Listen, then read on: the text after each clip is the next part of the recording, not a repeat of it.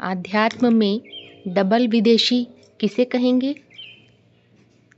तो महावाक्यों में बोला, बाप डबल विदेशी बनकर आया हुआ है तो उसके विशेष बच्चे भी डबल विदेशी होते हैं, जिन्हें अष्टदेव कहा गया। तो अब डबल विदेशी माना क्या? तो एक होते हैं सिंगल विदेशी। उनकी खासियत होती है वो बुद्धि के तीखे होते हैं और ज्ञान बुद्धि का विषय है। बुद्धि के तीखेपन के आधार पर अच्छे से ज्ञान को समझते हैं। ज्ञान माना सिर्फ सुनने सुनाने को ज्ञान नहीं कहते हैं। बीज बाप की पहचान ही ज्ञान है। बीज माना अपने कारण रूप की पहचान। मन बुद्धि रूपी आत्मा ही कारण है अपने झाड़ का। माना अपने आत्म भाव की पहचान, स्वधर्म की पहचान हो जाने पर वो मुक्त तो हो जाते हैं, लेकिन सिर्फ मुक्ति से काम चलता नहीं।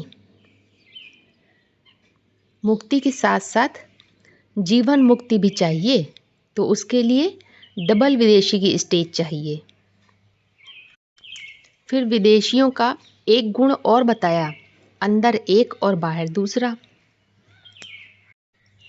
माना अपने कारण रूप की पहचान हो जाने पर, अपने स्वधर्म की पहचान हो जाने पर बुद्धि में स्थिरता आ जाती है, जिसके आधार पर भिन्न भिन्न प्रकार के पार्ट बजाते हुए भिन्न भिन्न देहभान के आधार पर वो कंफर्टेबल रहते हैं। तो ये जीवन मुक्त स्टेज है। माने जीवन में रहते हुए भी मुक्त हो जाते हैं सभी प्रकार के दुख दर्दों से। इसीलिए महावाक्यों में बोला है, बाप के अंदर के प्यार की बड़ी भारी युक्ति है, अंदर एक और बाहर से दूसरा है। बीज रूप स्थिति की बात बताई जा रही है। माने बीज रूप स्थिति सेट हो जाती है तो डबल विदेशीयता आ जाती है। कैसे? बुद्धि सार को पकड़ने वाली हो जाती है, विस्तार में भी सार ही दिखाई पड़ता है।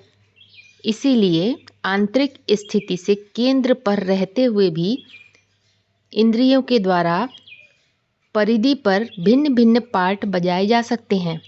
युक्त युक्त कलाबाजी करने की कला आ जाती है, क्योंकि तब आठों शक्तियां संगठित रूप से कार्य करने लगती हैं। माने कि विराट पुरुष के 8 चक्र सक्रिय हो जाते हैं, जिन्हें अष्टदेव कहा है। इसीलिए महावाक्यों में बोला है, बाप के साथ साथ बाप के विशेष बच्चे भी डबल विदेशी होते हैं, जिसका यादगार दिखाया शंकर का नटराज अथवा नटवर का रूप।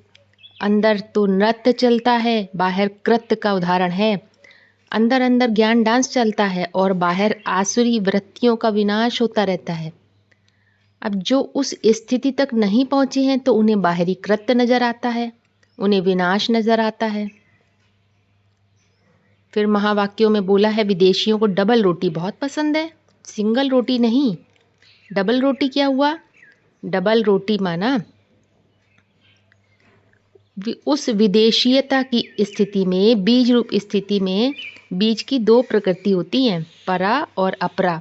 उनमें आपस में सामंजस्य स्थापन हो जाता है महालक्ष्मी रूप के द्वारा, जिससे नरक की दुनिया के बीच रहते हुए भी जीवन मुक्त अनुभव होता है। जिसका गायन है, 100 बगुलों के बीच एक हंस अपनी मस्ती में रहता है। दोनों प्रकृति में सामंजस्य माना जो सार रूप प्रकृति है, आत्म भाव में टिककर विस्तार रूप परिधि में, अर्थात बाहरी इंद्रियों के द्वारा कोई भी कृत्य अच्छा अथवा बुरा कहा जाने वाला होते हुए को देखने वाले बन जाते हैं, उनके प्रभाव से अप्रभावित। माना तब कर्तापन बिल्कुल खत्म हो जाता है, साक्षी भाव डेवलप हो जाता है। ये जीवन मुक्त स्थिति है। इसी को डबल विदेशीयता भी कहते हैं। माने किसी भी प्रकार के देह के बंधनों से मुक्त पहली स्थिति, और फिर सार में टिककर कैसे भी कर्म करते हुए कर्मों के प्रभाव से मुक्त। के लिए महावाक्यों में बोला है, आत्मनिष्ठ व्यक्ति सारे संसार की भी हत्या कर दे तो भी उस पर कोई पाप नहीं लगता।